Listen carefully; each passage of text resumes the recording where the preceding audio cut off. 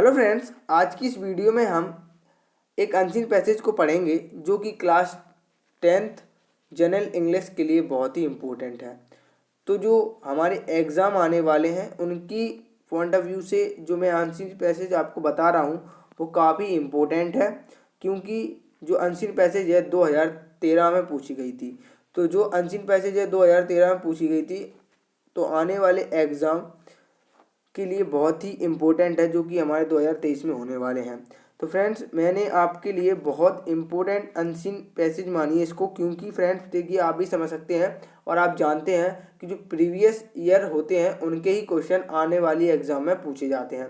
तो फ्रेंड्स, आप समझ सकते हैं क्योंकि इसमें 10 साल का डिफरेंस है, तो 10 साल पहले की भी अनसीन पूछ सकते हैं और इसकी बहुत चांस बनते हैं कि ये अनसीन पैसेज बोर्ड एग्जाम में पूछी जा सकती है। तो इसलिए आपको इस जो मैं अनसीन पैसेज आपको पढ़ा रहा हूँ उसको भी आपको अच्छी तरीके से प्रिपेयर कर लेना है।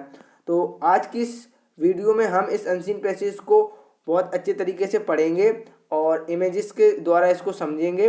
ठीक है, तो इसका मेन कॉन्सेप्ट क्या होता है, अनसीन पैसेज को अच्छे से पढ़ना होता है, तो उसी में इसके आंसर छुपे होते हैं। तो इसको हम बहुत अच्छे तरीके से पढ़ेंगे और एक एक मीनिंग का अर्थ भी जानेंगे।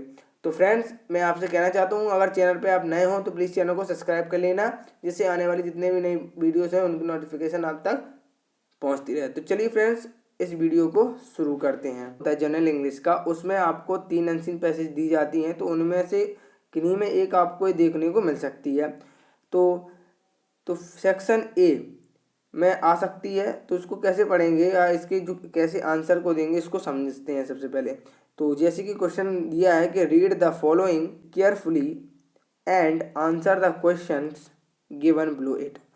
मतलब जो हमें अनसीन पैसेज दी गई है उसको ध्यानपूर्वक पढ़िए और उनके जो, देखिए फ्रेंड्स, यहाँ पर मैं आपको एक एक शब्द का जो अर्थ बताऊंगा जिससे कि आपको ये अच्छे से समझ में आए।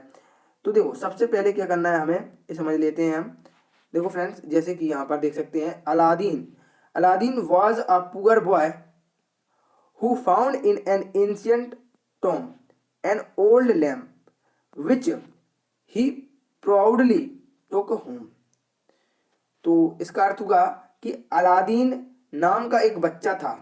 अलादीन नाम का क्या था, एक गरीब बच्चा था या एक गरीब लड़का था जो या जिसे एक एंशियंट टॉम, ठीक है, एंशियंट माने क्या होता है फ्रेंड्स, एंशियंट माने होता है प्राचीन, प्राचीन मतलब पुराना, एंशियंट मीन्स होता है प्राचीन या पुराना, टॉम, ठीक है। तो जो टॉम माने क्या होता है फ्रेंड्स, मकबरा होता है, या हम कह सकते हैं कब्र होती है। तो वहां पर क्या मिला उसको, एक ओल्ड लैंप मिला। मतलब एक अलादी नाम का एक लड़का था जो बहुत गरीब था, तो उसको एक पुरानी कब्र के पास एक बहुत पुराना ओल्ड लैंप मिला, ठीक है, जिसे विच माने, जिसमें विच का मतलब हुआ जिसे, जिसे ही प्राउडली टुक हिम, जिसे वो अपने घर बहुत गर्वता से लेकर आया, मतलब उसको उस पर बहुत नाज हुआ और वो बहुत फक्र से उस लैंप को लेकर अपने घर गया। तो इसका मतलब क्या हुआ, अलादीन वाजी पुअर बॉय, मतलब अलादीन एक बहुत गरीब लड़का था जिसे एक पुरानी कब्र में, या हम कह सकते प्राचीन कब्र में या कब्र पर क्या मिला, एक ओल्ड लैंप मिला, ठीक है, लैंप मिला मतलब चिराग मिला एक प्रकार का, जिसे वह बहुत ही गर्व से या बहुत उसे बहुत खुशी हुई, उससे वो क्या है उसको अपने घर ले गया। इस तरीके से इसका पहले जो पैराग्राफ का अर्थ मैंने आपको बता दिया है। अब चलिए दूसरे पैराग्राफ को भी हम देखते हैं।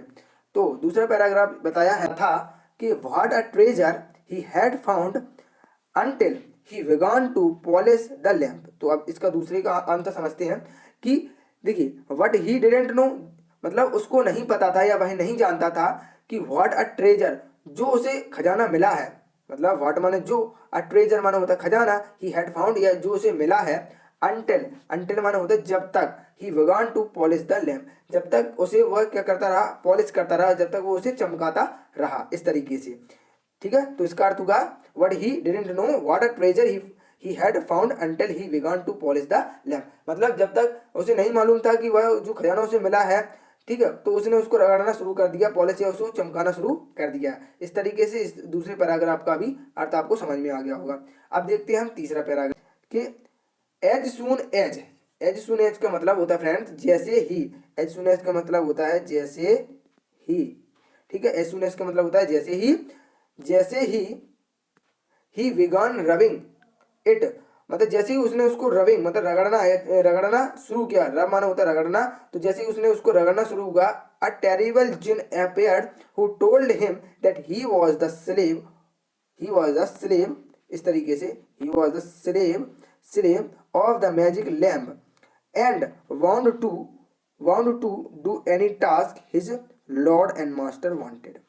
तो अब इसका अर्थ समझिए कि जैसे ही उसने उसको रगड़ना शुरू किया, उसको रब करना शुरू किया, अ टेरिबल, देखिए टेरिबल का मतलब होता है डरावना या भयानक, जिन एपियर माने होता है प्रकट होना, एपियर माने होता है प्रकट होना या निकलना, प्रकट होना, ठीक है, एपियर माने क्या होता है प्रकट होना, हु टोल्ड जिसने उससे कहा, that he was the slave, जिसने उससे कहा कि वह उसका क्या है, गुलाम है, ऑफ द मैजिक लैम्प, मतलब जो मैजिक लैम्प से निकला है, ठीक है, तो मैजिक लैम्प से निकला है वो किसका गुलाम था, जिसने उस मैजिक लैम्प को रगड़ा, रब किया, ठीक है, इस तरीके से।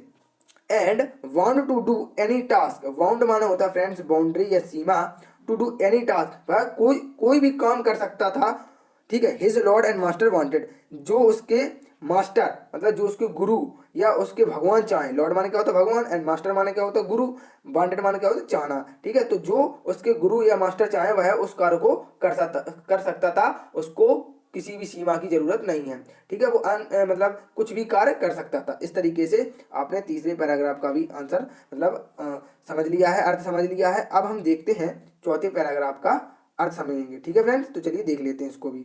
इसमें लिखा है कि when Aladdin wishes for anything, मतलब अलादीन की जो कुछ भी इच्छाएं होती थी, एनीथिंग माने जो कुछ, विश माने होती इच्छाएं, he was only to rub the lamp, वह केवल, ही माने वह, वॉज ओनली का मतलब क्या होगा, कुछ मतलब ही वॉज ओनली का मतलब होगा जब भी उसे किसी भी उसकी कुछ भी इच्छा होती थी, केवल वह क्या करता था, उस लैंप को रब करता था, उस लैंप को रगड़ता था, एंड जिन वुड अपीयर, और वह उसमें से क्या है, जिन प्रकट हुआ करता था, to carry out his wishes, उसकी जितनी भी इच्छाएं होती थी उसको पूरी कर देता था।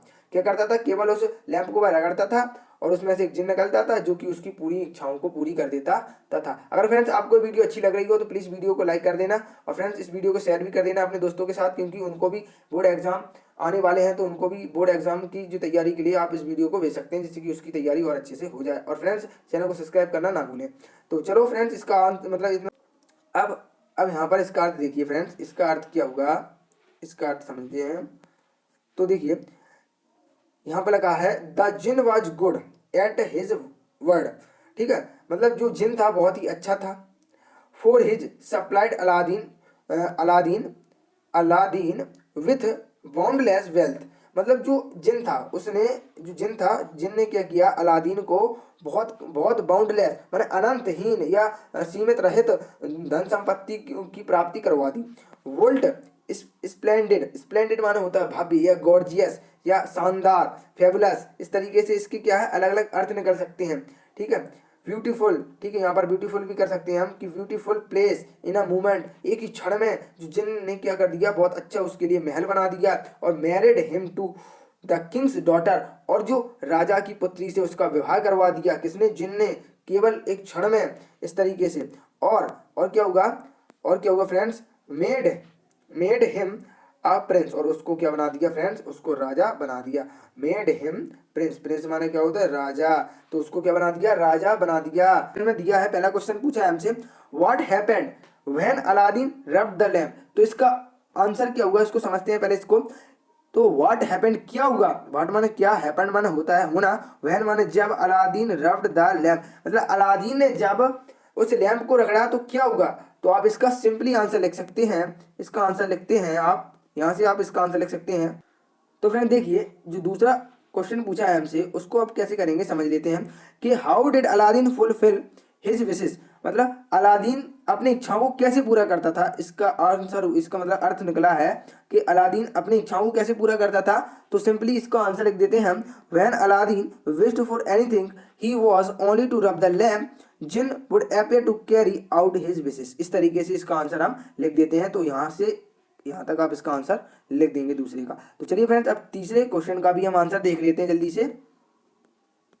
तो फ्रेंड देखिए तीसरा क्वेश्चन पूछा है, what did genie tell Aladdin, मतलब जिन ने अलादीन से क्या कहा, तो आप लिखेंगे सिंपली यहाँ पर आप जिन, यहाँ से देखिए, यहाँ से आप लिख सकते हैं कि हु टोल्ड, या हु के स्थान पर आप लिख सकते हैं जिन, जिन जिन told him that he was the slave of the magic lamp and want to any task his lord and master wanted। इस तरीके से आप इसका आंसर लिख सकते हैं फ्रेंड्स। तो इस तरीके से आप हु से वांटेड तक भी लिख सकते हैं, तो आपका आंसर सही होगा। तो ये था तीसरा आंसर। अब देखिए फ्रेंड्स, तीसरा हम चौथा जो क्वेश्चन है उसको भी हम जल्दी से देख लेते हैं। तो फ्रेंड देखिए, जो चौथा क्वेश्चन हमसे पूछा है कि found out a word from the passage which means very old.